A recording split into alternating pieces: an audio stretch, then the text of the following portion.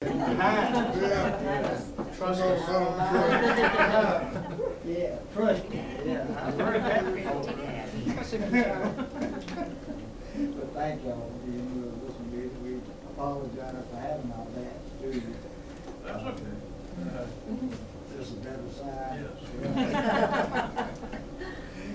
Okay, well, we'll begin our meetings with a moment of silence if we're doing it.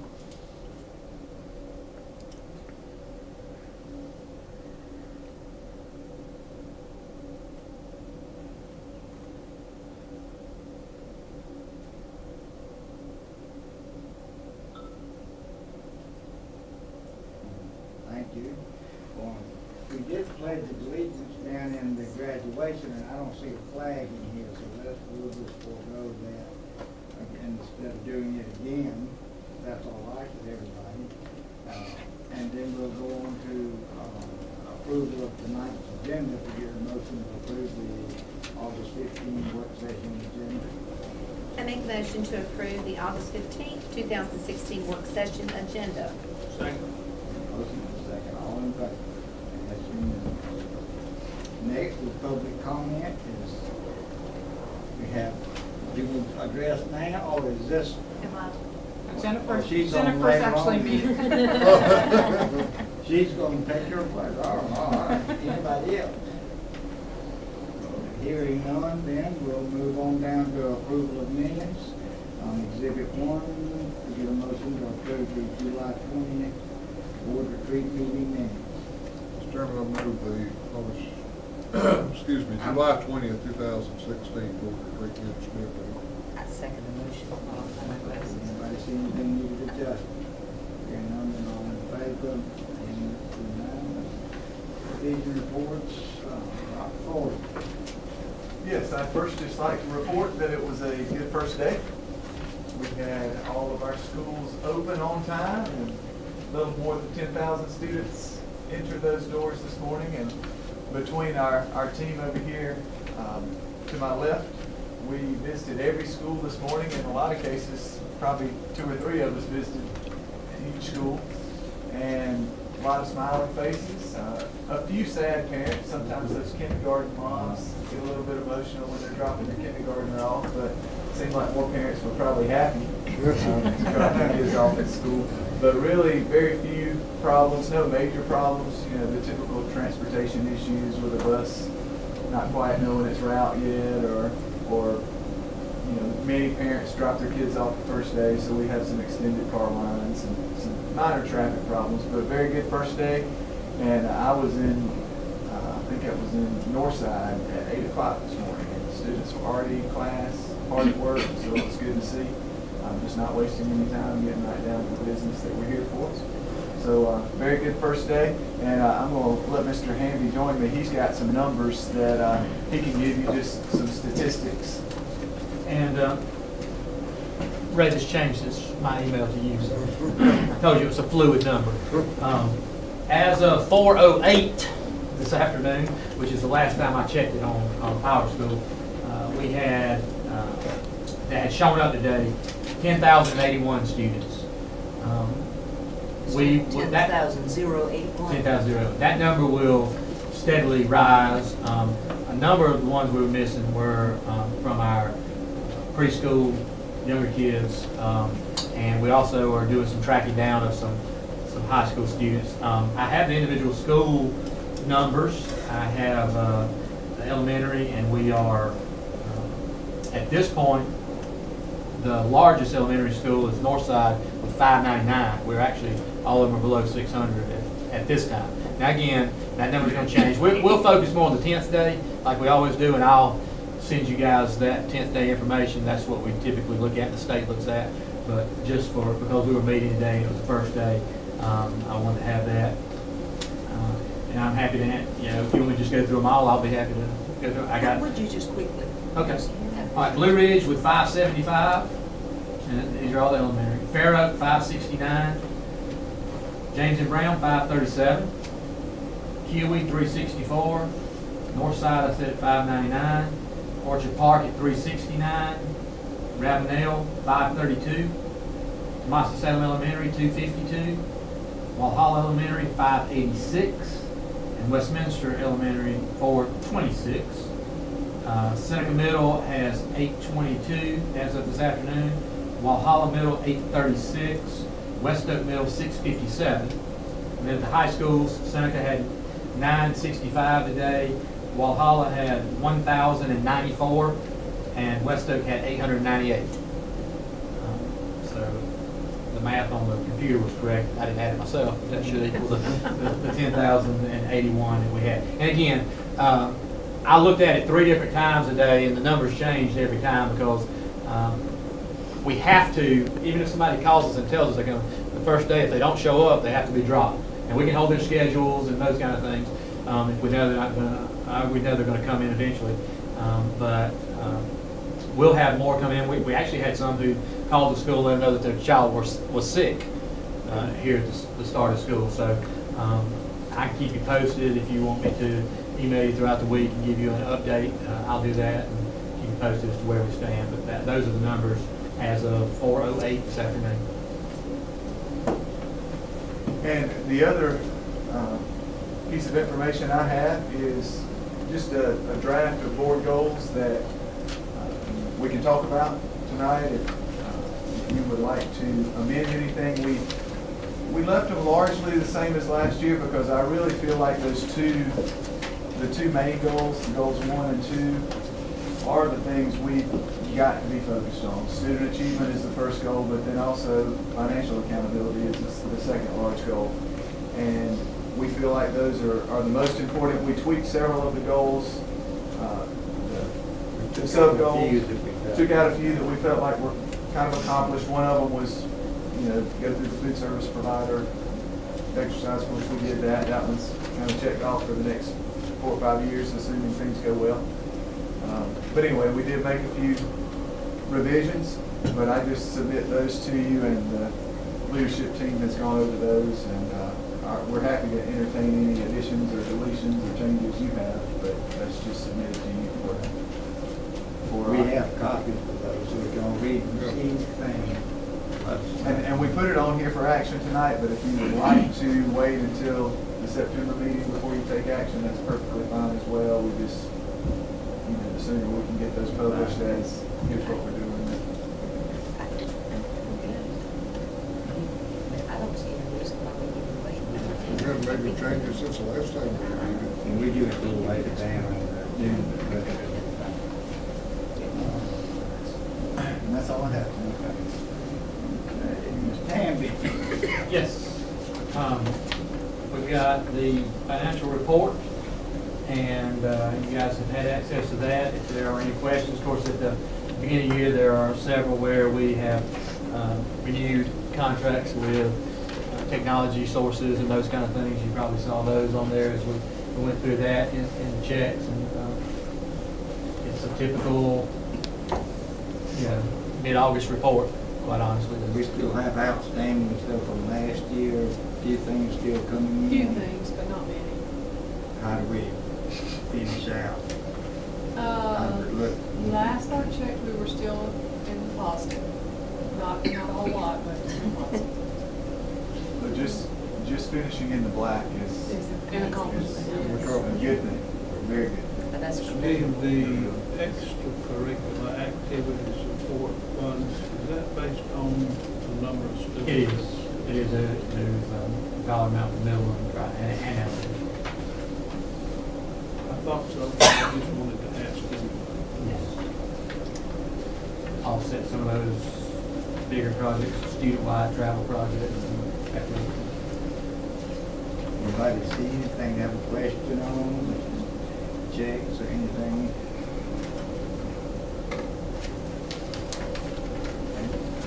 Okay. All right, and next we will report out to you guys sole source and emergency procurement information. And back last July, there was a specific ID machine. I honestly don't know which school it was. It was one of our high schools used that, and they had to get the supplies from them. So we just have to include that on here as a sole source. And then the emergency procurement was for us to get the abatement stuff done on the tape around the ventilation work, the duct work at Walhalla Elementary, so we could do that project this summer and be able to get that done so the kids can come back and they have air conditioning, it's working good and everything, but we had to get that done quickly because we couldn't start any of the other project until they'd gone through the entire original part of the building, done the abatement. So that was. But even that, you know, with emergency procurement, it does leave you open to paying more money and things like that. But even in that particular situation, we have an advisor who Right, we have makes sure that shower. the cost that we're paying is reasonable. And Right.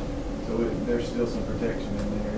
Is that bottom figure, and I have trouble reading that. 19. It's just a total of the two. The total of the two. 5,000 for the sole source. Top. Yeah, total of two. 14.3. 14.3 for emergency, 5,000 All for right. sole source. I just couldn't see it. I have to get from glasses to not glasses. That's a pretty small list. It is. It is. We try to minimize that if we can. We want to do it, but sometimes you just don't have that option. We used to have one in there too for grass cutting and stuff. We pretty much do it ourselves now. If we get into it. Contracting out. We are contracting out some, but we do that and we take bids on that and award them to so many. We will only let them do about 4 schools is the most we'll let them do. And then we have some divided up among our maintenance staff as well. So typically we'd take a guy off something else and put him on grass cutting if we needed that. In fact, we had some of our electricians cutting after the rain quit for a little while. You know, do what you have to do. Those are the items that we had other than the numbers update, and we are good if you don't have questions. Ms. Hopkins? So as you all know, we were rather ambitious about our board retreat agenda, and we didn't get a chance to talk about everything that we had hoped to chat with you about at that time. So we wanted to have Jennifer come tonight and talk with us about Canvas. You've heard Canvas mentioned before, and it's, I know it's the first day of school and we've all had a full day, but this is important because our students and our parents are accessing this thing this year, so we wanted you to have visibility into what is going on with that. So Jennifer's going to give you the Reader's Digest version of this because we could spend days and weeks talking about it. So you're going to just get a little exposure to this today. She expects us to be able to We get probably it. need to meet you Right. all We're readers. gonna start setting board meetings in Kansas. With the slow You're gonna learners, get so some take it easy. one-on-one Well, instructions. Jennifer has been doing That's a weird. fabulous job with this, and I really do need to take a minute and brag on just what a great job she's been doing. Last year, of course, she had Josh as her partner in crime. By the way, Josh did have his baby on Monday, or on Sunday. He did. Well, his wife. Thank you. They are now parents of their second child, but anyway, they've done an awful lot of work on this, and it will continue to be a major responsibility for Jennifer, because she's been doing a great job. Are you going to include instruction on passwords? Oh, that's what I've done most of today. I am going to give you the very brief version of this, and you can just leave it like that unless you. But what I wanted to do was Ginger did ask me to come and just kind of give you an idea of what Canvas is in the Reader's Digest version. What we're doing with it this school year, and then kind of where we're going to be going. This is a huge part of our district now for communication, for instruction. And at this point, as of today, we have students, we have parents, we have teachers, we have everyone in Canvas. And this morning when I woke up, I can't tell you the feeling that was in my stomach. And then as the day went by, it was getting better and it was getting better. So I am keeping my fingers crossed and knocking on wood, but I think we have kind of made it over that scary little hump that I've been worried about. But I wanted to give you a little bit of background information about what Canvas is. And Canvas is a learning management system, and Ginger asked me to look over a year and a half ago at bringing a full-fledged learning management system into our district. And we had teachers that were using different versions.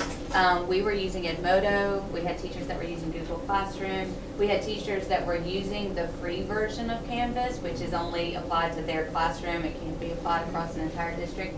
But we had lots of different management systems that were being used. The problem with that is one, we can't manage it and support it from a district standpoint, but also we were asking our teachers and our parents and our students to remember, okay, in this classroom you use this one, in this classroom we use this over here. So we wanted to bring in, we wanted to have some consistency. But besides just the instruction from a teacher to a student, which is what a learning management system is really for, it also was going to be able to open up avenues for, like I said, communication and collaboration across our entire district. So what we did was kind of step back and said, okay, our ultimate goal is to use this with our teachers and our students and our parents, but let's kind of get everything built up first. Let's start using it with our faculty and staff first so that they can kind of get their feet wet in it and start to understand it before we roll it out to 10,000 students. And so in just the time that I started looking at them, I brought in 6 or 7, I think, different companies. And we had a committee and we started narrowing it down, looking at our goals for instruction, looking at what we needed this management system to do. And we got it down to a short list, and then we decided to ultimately go with Canvas. And in the time since we've adopted, Southern Wesleyan is using Canvas. Clemson is moving this year from Blackboard, which they've used forever, to Canvas. Anderson University is using Canvas. The entire state of North Carolina adopted Canvas. So they were almost like a startup when we started looking at them. They were pretty small, and they have really exploded. So I feel like we made an excellent choice. I'm really excited about it. And I'm kind of also giving you, this is the same spiel that I've given our teachers and our staff and our principals as I've gone through training since last year, to help them better understand how they even got to sit in a training about what is Canvas. But as we were looking at this learning management system and we were looking at all the instructional opportunities it was going to open up, we also knew at the same time our contract for our School World websites was coming to an end. And our School World websites had a lot of bells and whistles on there as far as what teachers could do with their students. And we realized we weren't going to need all of those bells and whistles on the website side of things anymore. So we were able to step back and kind of reevaluate what we needed to do with our website. So we decided to go with a Google site. And though we worked with a developer at the beginning to kind of get it set up and move a lot of our content over, the great thing is Google sites are free. So as of now, our website for the district for every single school is now free. So that's that was a big plus for us too. We wanted to have a place also that we could work with just our faculty, with just our employees, and keep some of our information inside where you actually had to log in to get to it, because previously all of that was out on our website. And then we also, like I said, we wanted to look at our schools and our specific school groups, and that would be our largest group. So as we were looking at our websites, like I said, we decided to go with the Google site. Josh Shepard and Deb Wycliffe and I sat down together and looked at the website. We talked with Dr. Thorsland, we talked with principals, we talked with users. And we knew that we still wanted the district and the schools to have a web presence. Obviously, if someone Googles the school district, they should go somewhere. But like I said, we wanted to take all that stuff that was specific to our employees or specific to our parents and students and put it in a place that was protected. The extreme example that I give, but a very realistic example that I give every time I talk about this, is I hounded, for lack of a better word, hounded our teachers to keep their websites up to date. You know, we want to keep that up to date. We want your calendar up to date. Your newsletter should be on there. If parents need information, they should go to your website and they should be able to get it. But what we realized was we were also putting that information out for the whole wide world to see. And so if my second grade class was going to be going on a field trip next Tuesday, then I was telling the whole wide world that they would be loading a bus at 8:30, going to the Brooks Center in their purple t-shirts, and they would watch this play, and then we'd all go to Chick-fil-A, and then we would be back, and that's just not the information that the whole wide world needs to know. But our parents should be able to get somewhere and find that information. So that was another reason that Canvas was so great. What we can do with Canvas is you enroll your students and your parents directly into the environment that they need to be in, and so they can still get the information that they need, but only the information that they need because they're in that specific group. So the websites then are more for our general public. They're more for the people that Google and want to, or that look for a certain school, need to find directions, need to find information. Those that are coming into our community, but maybe not the parent of a student at that school. So something that was very important to Dr. Thorsland was to keep a consistent theme amongst our websites. And so if I do go to Blue Ridge's website and then I go to Seneca Middle's, if I went here for that information at Blue Ridge, I should go here for that information at Seneca Middle. So we're not going here, there, and everywhere. We did realize that our website, you almost had to know who to know and where to go in order to find something. And if you grew up in Oconee County, you knew who Evie was. And so if they said go to Evie's site, you knew that. If you were a brand new teacher, Evie meant nothing. So, so we wanted to make it more user friendly. So that's where our Canvas for our faculty and staff came from. We created a course that every single employee of the school district of Oconee County is in. We moved all of that stuff from our website that was specific to our employees, and we pulled it into this course. That includes links to employee resources like ASOP and Enrich. Those aren't things that the general public or our parents need to muddle through on their own websites, so we brought that inside. Again, we tried to simplify, and one of the things that we did is, most of you know my dad. He was at Tommaso-Salem last year, and at one point he called me and asked where a form was on the website. And so I told him, and he said, it's not there. And I went, yes, it is. And he said it's not. And so I went and looked, and he was right, it wasn't there. And so I looked for a second, and I couldn't find it, and I said, oh, I'll call you back. And aside from Deb Woodliff, I really felt that if anyone in the school district should know where something was on our website, it should be me. And I could not find it. And it took me about 10 minutes to find that form. And so we decided that was the day the forms page was created. And so we have an alphabetical forms page on our website, on our district website, each school website, and then in our Canvas faculty and staff, and you can search for it alphabetically. So then when you're looking for that forms page, you can actually just go in, type what you're looking for, and it'll come up. That was, we were very proud of that. And then our last tier, our bottom tier, our biggest tier is our Canvas for students and parents. Canvas and Power School talk to each other, and they talk to each other once every 24 hours in the way that we have it set up. And so just last week, when we officially started the 16-17 school year, automatically all of our students were enrolled in their teachers' courses, and those courses popped up on what they call their dashboard. So when a student logs in, they have little tiles, and I'll show you kind of what that looks like. But little tiles, and so it has their teachers' names right on there, and they are already in. They don't have to go anywhere and sign up. They don't have to do any kind of magic code. It's already done for them. What we're doing and trying to get the word out right now to our parents is it's very easy for them to sign up, and with their student's username and ID, it automatically puts them and links them together. And what's great is if they do it once, if a kindergarten parent does it once, they don't have to do it again for the next 13 years. They're done. So that is, that's what we're trying to do, a big push with our principals and with our faculty with now. And it doesn't have to be in every student, every single class, it's one. They have to have one opportunity to do it, and that's it. But through that, they can automatically see assignments. They can see that quizzes occur. They can't see the actual quiz. They can see discussion questions. They can't see the actual posts from the students, but they can see that a discussion has occurred. They can get due dates from within. And so anytime something changes within the course, they can be notified through email or text message if they set that up. And then likewise, from a district standpoint, so if Dr. Thorsland wants to make an announcement to the entire district, or if a principal wants to make an announcement to their entire school, or if just a teacher wants to make an announcement within their classroom, they can do it very easily, and it automatically goes out to the students and the parents. So the communication part of this is awesome. Can I share one thing Yes. that you did last week that I think speaks to Canvas? And it was actually teaching teachers how to use Canvas. Yes. But in the past, if Jennifer wanted to instruct all of our teachers on some type of technology, she would go to the school, all the teachers would come in the room, she would teach that group, and she'd drop to the next school, and the same thing would happen.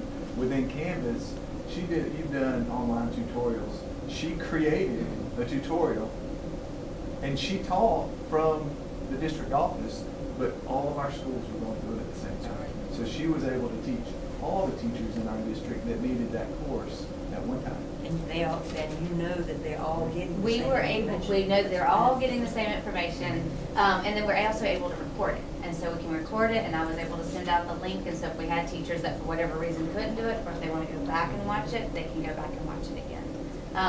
We got huge positive feedback from that. I was very, very excited about that. We also, within Canvas, we've created what's called a student and parent course for each school, and those are still being launched. They have not, I don't think any of them have launched yet. But as they do, I will enroll every student, which means also the parent will be enrolled automatically as long as they've joined in.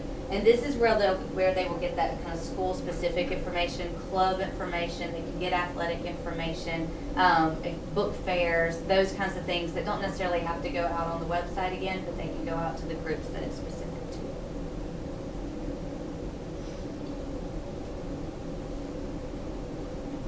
Just to kind of give you, have you all seen the faculty and staff course? You want me to keep going or you want me to show them? Show them real quick. Okay. Will you click on the You can do it. I don't have either.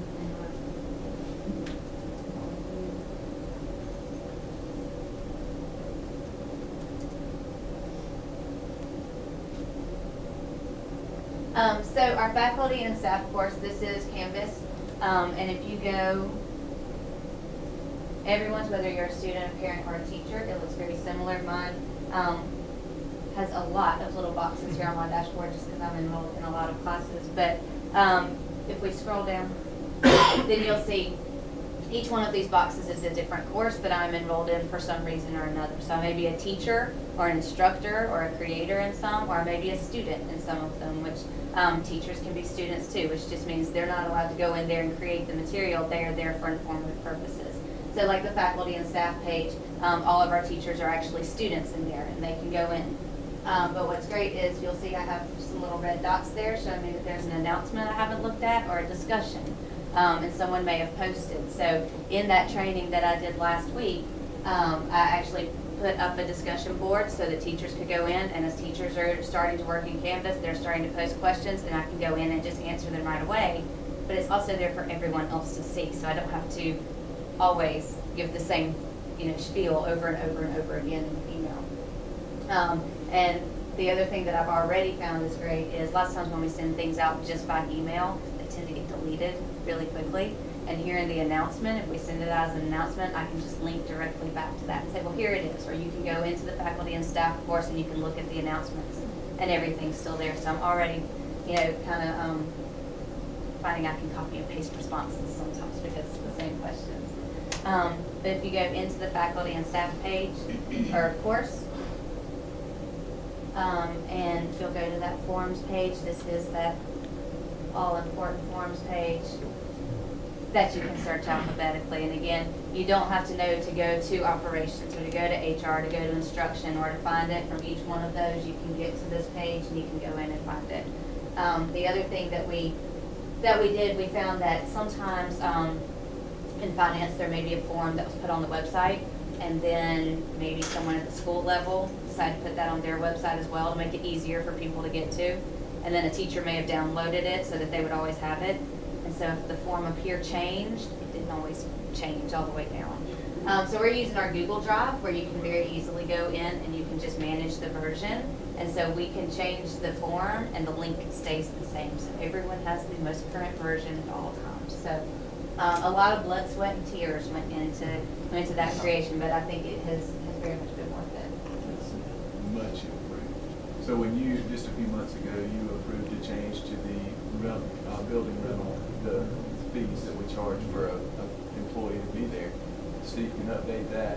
It updates it in one place, and then all the schools get that updated form. Nobody has last year's form. Right. That's all. Right, and a lot of the forms like that are out on the website, but then they may also be internal on campus. But again, we don't have to go and change it multiple times. I have a question. Yes, ma'am. This has to do with the teachers and the students and the courses, classes. If for some reason, let's just say a middle school student moves from one school to another during the year, who goes back and plugs that child into school B's information and takes it out of school A's? It happens automatically because Power School talks to campus every 24 hours. So as soon as, and sometimes it may because of paperwork, it may physically be 48 hours before they actually show up, but they will automatically be withdrawn from one school, put into the next school, and all of their courses will show up. Now, as far as the enrolling them in the student and parent course, because the parents are with the student, that means the parent follows them, so everything happens automatically. Sharon Hedden does the Power School part, and, you know, across. in It the saves a office. lot of man hours, or woman hours. Huge. then. Yeah. Huge, yes, ma'am. And the collaboration with the staff has been, I don't know, Lori, if you could go back actually to Kansas itself. The collaboration with the staff has been fabulous. We've worked especially hard at the high school level in the past year because we were working so much in developing the common district syllabi. And you can see there's a syllabus one, if you can see down the grade areas. So it has the staff have worked on their syllabi together. Those are all embedded in here so parents can see all of that. The system allows for teachers to collaborate on lesson plans and on instructional activities. And then you can see it also has the ability to do assignments and quizzes and those kinds of things. So all of that then allows us to tie standards and outcomes to the instructional activities. So, you know, it's at different stages depending on the level. Like I said, we really work with our high school ones first. And then some courses are more developed than others too, but it's the ongoing work that Jennifer's been facilitating through Canvas. But all of the instructional services team has been working with the staff on actually That filling this information out. is secured within the Yes. school, Yes. it's not Yes. out. Yes. It is not out. Exactly. But And just- that's again what makes it so great, that you have to be enrolled in, you have to be given permission in order to view what you need to view. And if you don't have permission, then you can't view it. And an example that's working is my brother and I were talking one day, just been a couple months ago, but he told me that he teaches biology at West Oak, but he told me he had been working with a biology teacher at Walhalla High all year through Canvas. They had been working together on things, and I wasn't asking him, he just told me that in conversation, that through Canvas, he was able to collaborate with a teacher teaching the same course, but at a different school, which that brings the consistency that we want to see in our class. And so when we have teachers that are teaching new classes or even new to the district, now they have a default system that they can at least get started with. They can modify assignments and things, but that they at least have a starting place that they can work with their students.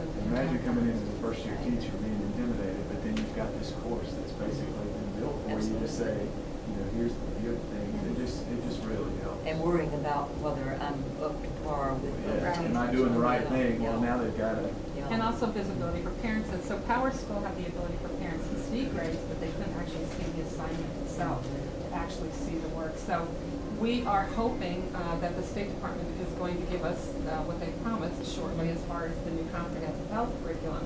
We've scheduled some time at the end of September to actually revise our comprehensive health curriculum. But a parent that might have a concern or question about some of the content in there would actually be able to go in, and if we showed a video, the students see that video, you know, and be able to actually see it rather than just hear about it at the dinner table. That sort of possibility. Plus, we can have assurance that it's consistent, that it's been approved, that, you know, those materials are the materials that have been through the proper process.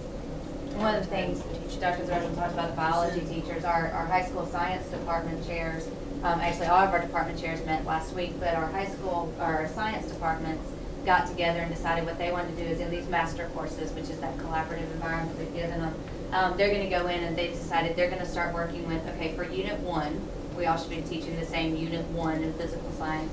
They're going to go in and actually create quiz questions and not just one quiz, not just one exam that they all have to give that's exactly the same, but they're going to give a lot of different questions, tag them to the standard that they're addressing, so that they're essentially building this huge question bank or library of resources that then they can all pull from to create their assignments and quizzes. Question. Mhm. When they build this bank of questions, Yes, sir. you have 5 different classes Mhm. operating supposedly on the same level. 2 of them get it and ready to move on, and the other 3 don't after they test it. What do we do here? It's very easy. Within their courses, it's divided up into different sections. So if I teach one course and I have 4 sections of that course, I can go in and give them all the same assignment or quizzes on the same day. I can go in and say, nope, I want these 2 to have it on this day. These 2 we're going to wait until next week. I can even do that within the same class. So if I have students who are ready to move on to this quiz or this assignment, I can go ahead and give them this. If I have a couple that I can tell need some more work, I can give them a different assignment. So the differentiation amongst just my students and then across my courses is very easy, but it's powerful. And also So the while you're in the course, you may have students working on many Yes. different levels. Yes. And you can differentiate instruction down to an individual student level. So our special education teachers are really excited because especially at the high school level, it's hard to work with all of the general education teachers you might need to coordinate with. So they now can be assigned in a course as essentially another teacher or a teacher assistant, and they can go in and differentiate instruction for their special education students that are in Ginger Hopkins' general education class. But if that student needs the language written differently, or maybe some test questions, or maybe needs content presented differently than the typical student, the special education teacher can actually make those changes in collaboration with the general ed teacher without ever physically even having to go to that classroom that can support the students. So they're just really excited about the ability for teachers to own the students together and really work with them collectively, and their ability to collaborate. I don't want to take Jennifer's thunder. No, you're fine. One other thing, you can go ahead and go to the next page. This summer, we actually had Dee Tyndall from West Oak High School. He came to a training in the spring and was really excited, and he came up and he said, this would be perfect for summer reading. Can I get this started? And so we worked with him, and he was kind of our guinea pig to get things started, and we set up his courses. And what was awesome was over the summer, he set up assignments. You can open and close assignments and discussions, so if you have to do it by this certain date and then it closes. So he was able to actually facilitate discussions all summer with his students, and yet it was being graded at the same time. So by Friday at 4, they had to have their discussion in and closed if they didn't have it in at that time. And as far as grading, there's also something in there called Speed Grader, which is awesome. So any of the quizzes or assignments that I do, I'm essentially putting the answer key directly in there. And I don't even have to click a button. It just happens. When they take it, it automatically grades it, and I can go and leave them comments, and it shows up right on their dashboard, what they scored, what the comment is. And we've just kind of started playing with that part of it. The induction teachers are all in a course, and Kathy Plowden and Janet, thank you, Ms. Vick. They have already been given assignments and journal entries, and they're doing that with their induction teachers, which I think is awesome because the induction teachers are seeing it from the student standpoint and then are using it with their students. So a homebound teacher. Yes. Would have access to Yes. this. That'll be a good Homebound thing. teachers, and not only will they have that instruction, but we talked about kind of the video. I could actually video myself teaching lessons. I can video myself talking over a PowerPoint, like I did for our training, and post that up there so they can be watching my instruction, taking my assignments, getting my notes, and just having someone that's sitting there with them to kind of facilitate help. Even a substitute teacher that's not comfortable with the content area that they're subbing for, that teacher can have, especially if they know they're going to be out, can be prepared with and essentially run the class, and just have that substitute teacher that pretty much facilitate the Canvas sessions. So lots of potential. So moving forward, where we're going to be going with this is we're going to continue to utilize and build this as a bigger and more powerful tool for our parents. I figured this year, as many as we can get in to kind of spread the word, the better. But we will continue to build.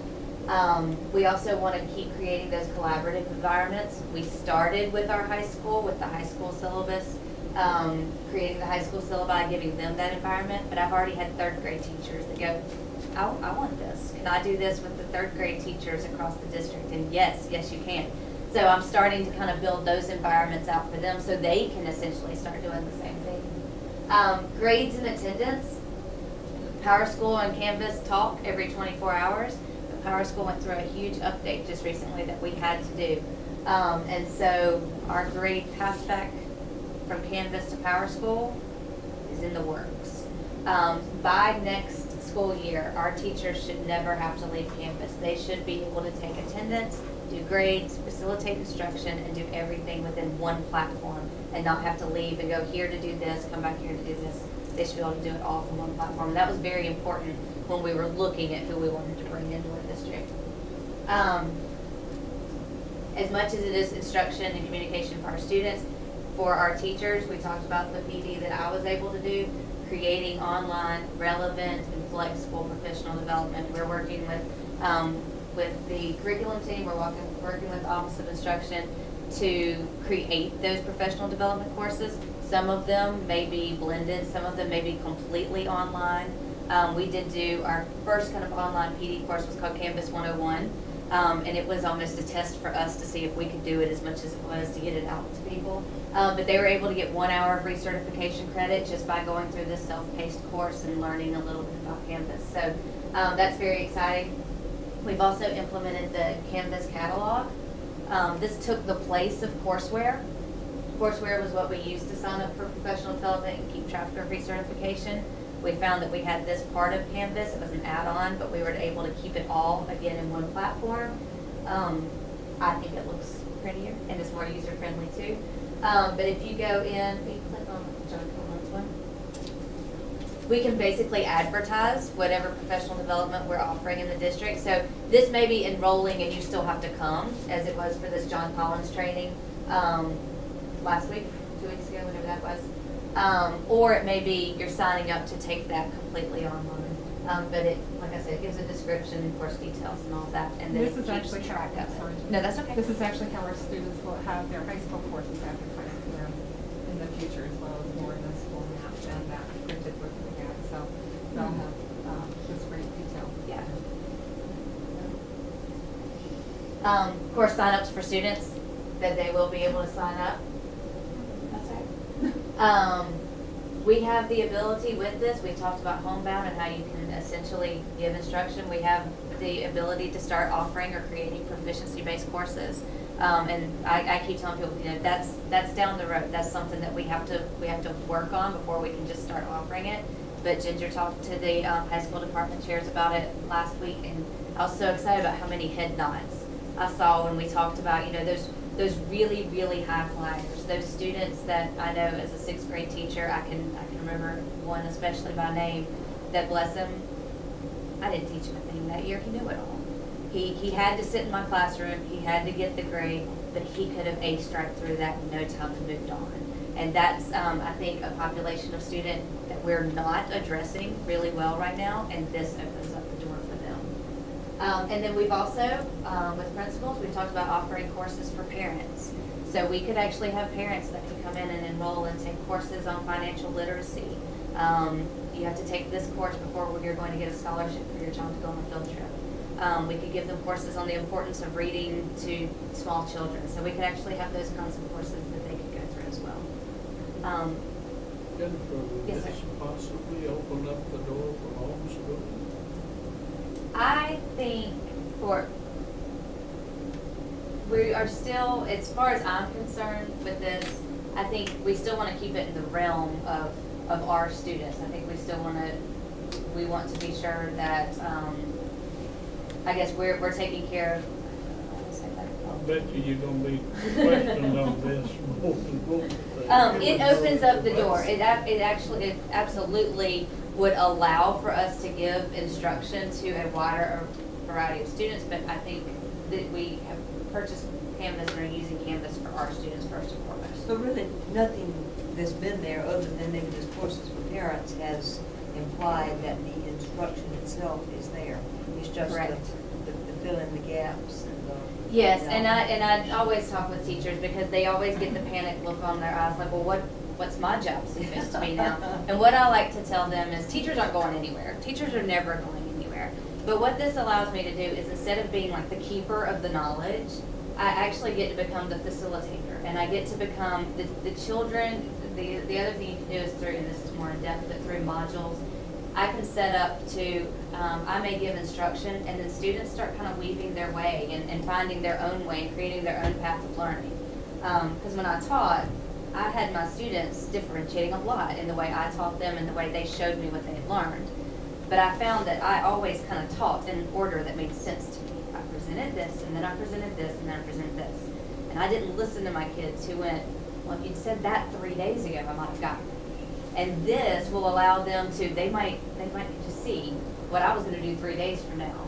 And so they can kind of start to create their own pathway of learning. And so teachers are always going to be the facilitators. Teachers are very important, but we get to start putting it a little more into the students' hands. And I think that's good. But there's no teacher that hasn't had a child that was out for several days or was sick for several days, whatever, and it comes back in the first day and says, can you give, What I missed. What I missed, can you help me catch up? Right. And With computer access, they should know while they're sitting home sick, they can follow along. And that does bring up a question, what about our families that still don't have the technology available?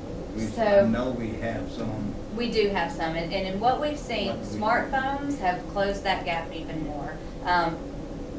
Huge percentage of our population at least has a smartphone, and so you can get to all of this if you have a smartphone.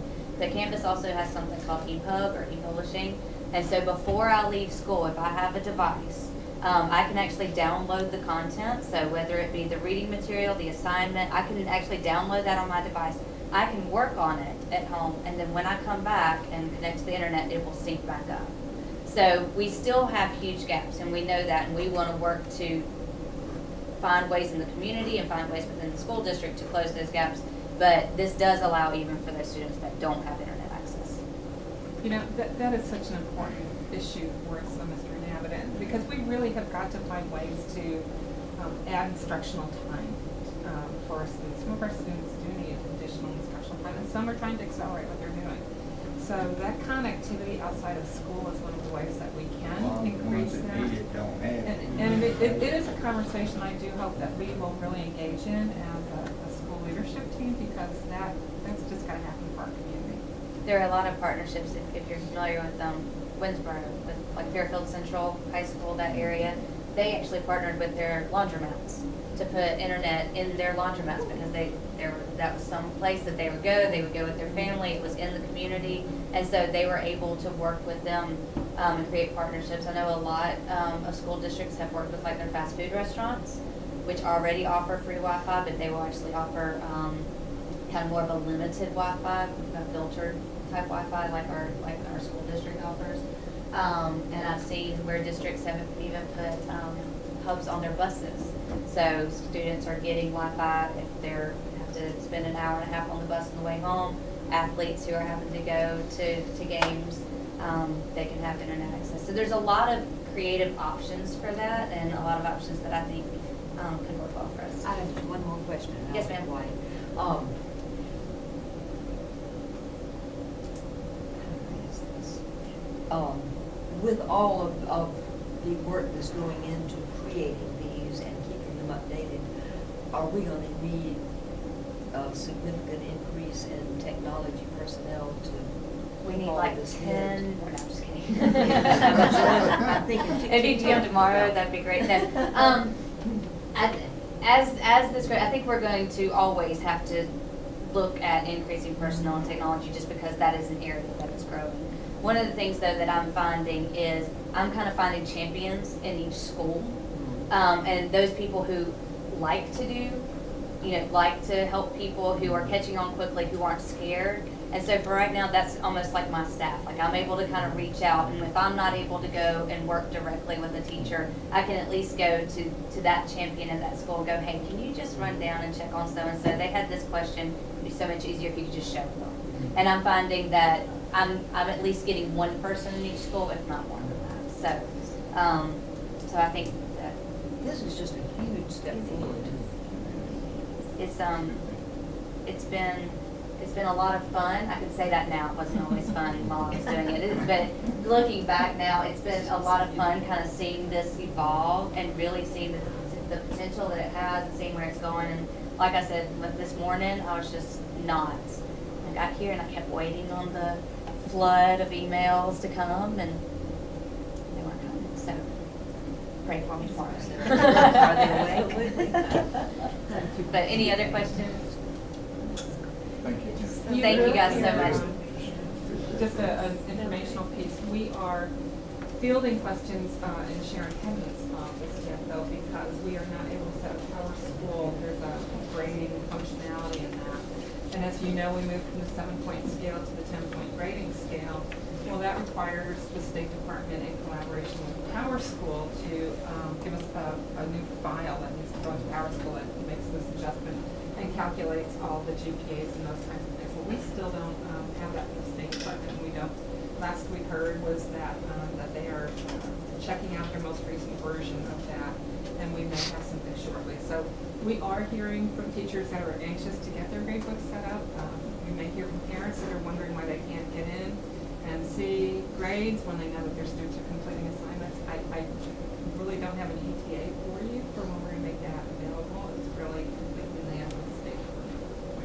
But that is a good example of how, you know, systems change significantly, whether it be the grading system or the power school system, and then, you know, sometimes it takes time for us to get them implemented. Jennifer's done a great job, and I'm really proud of her. Thank you. I thought it was perfect timing. Worked great. Good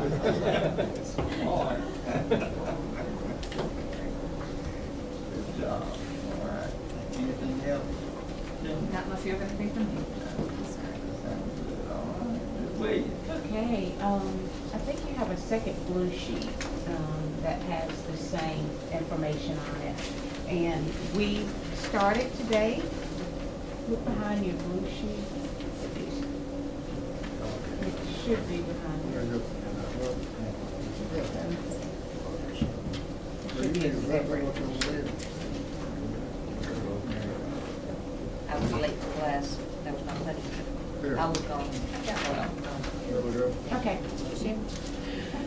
All right, we started the first day of school, as you know, and we are fully staffed, ready to go. We do have a few subs that are filling in for us at the very beginning of the school year, either due to some folks being out or some positions where that we'll talk about in executive session where we offered early contracts to folks that are finishing in December for special ed. We continue to have those needs in special ed, so we've been working with sort of one of our grow our owns to kind of help us fill those vacancies. But this is information, and I'll give you we'll look at the 3-year breakdown in just a little bit. But as of right now, we've hired 95 new, and this is certified hires. It doesn't include the classified. This chart is broken down by gender, ethnicity, age group, contract type, education, and years of experience. As you can see, we're pretty much in teaching. We're more female, 76, 19 male. Ethnicity, African American. This has been a good year for recruiting and for diversity. As you can see, there's 7 there. We have 1 at Northside, Seneca Middle, Ravenel, 2 at Walhalla High School, West Oak Middle, and at Adult Ed. So That that's was Hispanic. no, not certified, but classified. And then the age group, as you see, we tend to have more of our younger folks joining us, 41. And then induction is the biggest contract type that we usually have. Education, the bachelor's, and then years of experience range from 0 to 25 plus. Looking at the bottom, as you can see, this year has been a year for more elementary as well as early childhood. Elementary, we're getting more of those folks joining us. In the past few years, we did not have a need, we didn't have a turnover as much elementary and early childhood, but we have 11 elementary, 10 early childhood, and then math and science, you see we still, those numbers are high with 8. Special ed this year, 14 teachers. And I will tell you, special ed has been a turnover a lot because of the tremendous paperwork that they're required to do. So I do hear that a lot with special ed teachers. And this year we looked at talking to teachers and giving them an opportunity to go to another school and still teach special ed, but giving them an opportunity to do something different in a different environment. If you look at the other chart that I've given you, this one here, this is just so you can compare the information. You guys want to see this? This is just a 3-year breakdown of what we look like from the past 3 years. As you can see from last year, we're still about the same, 96 to 95, compared to the 2014 school year with 103. Induction teachers over the past 3 years, those numbers are really pretty much the same, a little higher. Our retirees, we still have a good number that come back to help us. This number is down a little bit due to the fact with Tomasi, Salem, Mill and High having to place them, because if they're at will, those positions were filled with some folks that we need to place. So we're still able to fill through attrition with retirees and those What folks. type of teacher or employee comes in on the letter of agreement? A letter of agreement is where we have someone that may not be working beyond 152 days. The state will only give you credit if you work at least 152 days. And so most of these will be our employees that we're hiring just to start the school year in hopes of getting a December graduate. And then, of course, with years of experience, 41 with our induction, pretty much matches where our induction teachers are. The biggest thing that we're talking about now with teacher retention and recruitment, I'm not sure if you heard on the news this morning, they were talking about Greenville and they're still having a need. So we are still struggling with the number of people that go into education.